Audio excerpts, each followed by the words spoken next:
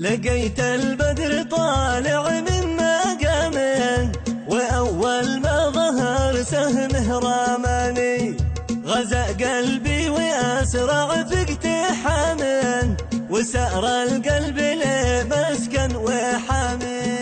ألا يا ليلى دان يا ليلى دانا، ودق القلب لبأول علامة، عرفت إنه أكيد هذا الحمامي، عشقت قبل ما فكر لثمه، وأصبح لي مرافق في منامي. ألا يا ليلى دان يا ليلى دانا، فقلت البدر غطيت غمامه، فلو تفتش أشوف نوره أمامي، في إبعادها أشوف أصل الوسامة، وأنا لك منتظر في شوق حامي. ألا يا ليلى دان يا ليلى دانا، في قالب شرف يا الدنيا السلامة، فتش وجهي قمر في شكل ثاني، فقلت اليوم قد قام القيامة، وشوف عندي من الفيد الغوالي. ألا يا ليلى دان يا ليلى دانا، غزال الشعر يعجز في كلامه، على وصف أكيد تعجز لساني، رشيق الجسم له بالخد شمام، وفي فم عسل ليت سقاني.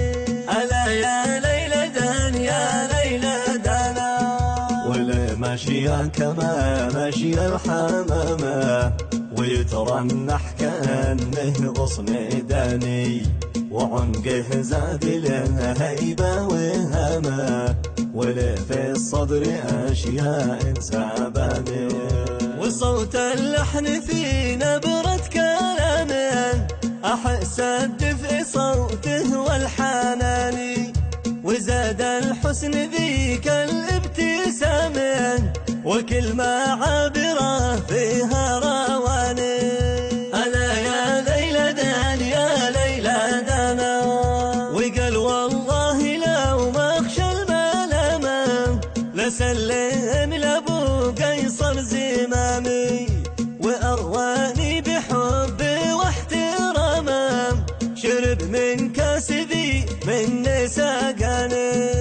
ألا يا ليلى دان يا ليلى دانا، أنا أحبه وذايب في غرامه، وقلبي اليوم في بعده يعاني، أنا أهوه وما بخشى الملامة، وما بحسب لحاسد أو لشاني. ألا يا ليلى دان يا ليلى دانا. هذه القصيدة من كلمات الشاعر خليل علي صالح معزب، الملقب بالقريشي، محافظة إذ، مديرية الشعر، عزلة الأملوك، قرية الهلتي. شكر وتقدير للشاعر المعتصم عبد الخالق معزب، بصوت المنشد مجاهد عيون.